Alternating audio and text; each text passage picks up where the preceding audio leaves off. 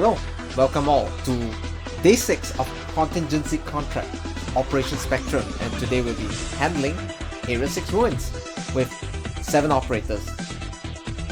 Today, we're gonna have a ton of risk tags that add stats, including attack speed, movement speed, and defense to the enemy.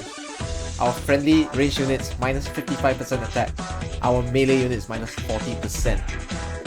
So let's begin with our team formation.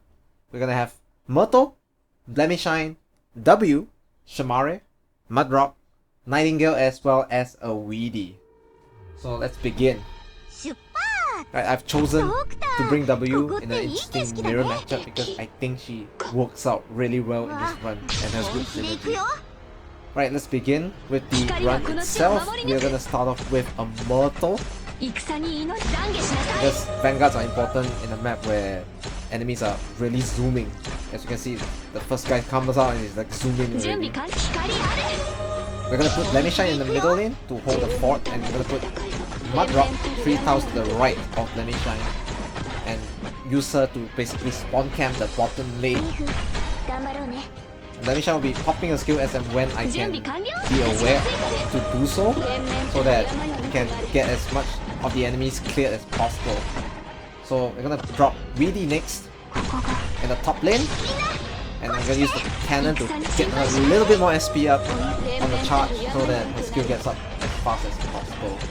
And the next thing is that we're gonna use Nightingale for the top lane to protect Weedy, and bearing in mind that there's also a senior caster leader coming up at the top, we're gonna have to put Nightingale away from the 4 cardinal tiles on Weedy. That's why I chose to put it diagonally to the left of Weedy instead.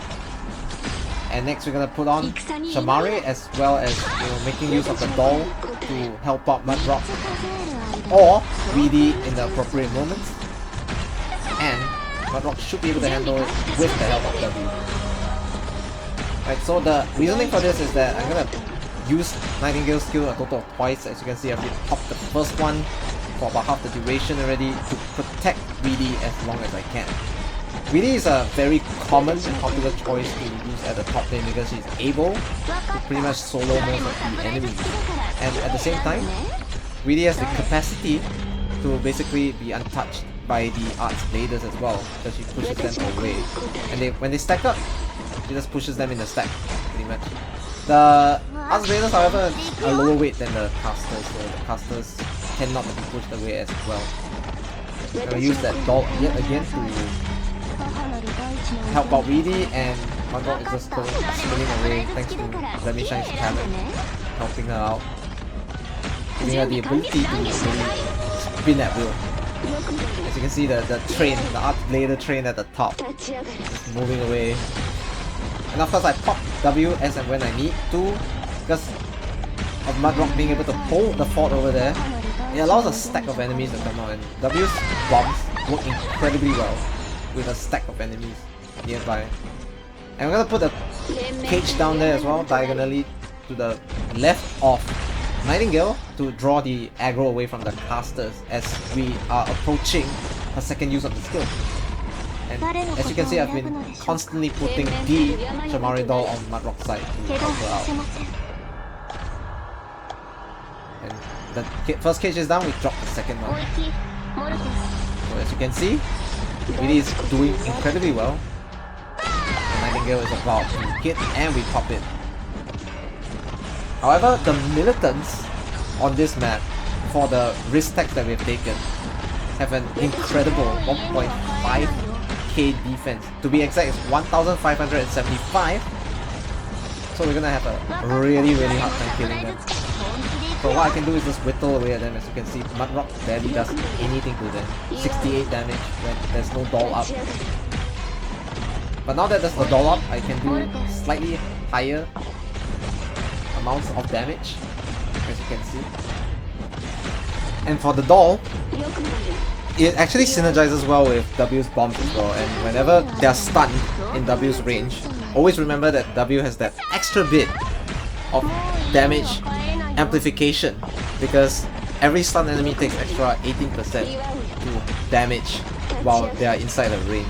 So Mudrock actually benefits from that every time they're stunned as a result of whether it's the byproduct of Mudrock's skill or is it by W skill.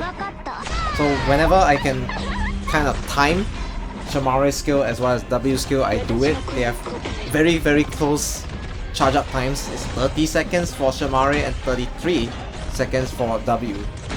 So at this point it's just whittling away at the last Militant. As you can see, it's really being a huge problem, but eventually we will get in. It's just a matter of time. So at this point I'm just rotating between Doll as well as W skill and just letting Mudrock just deal with him solo for most part.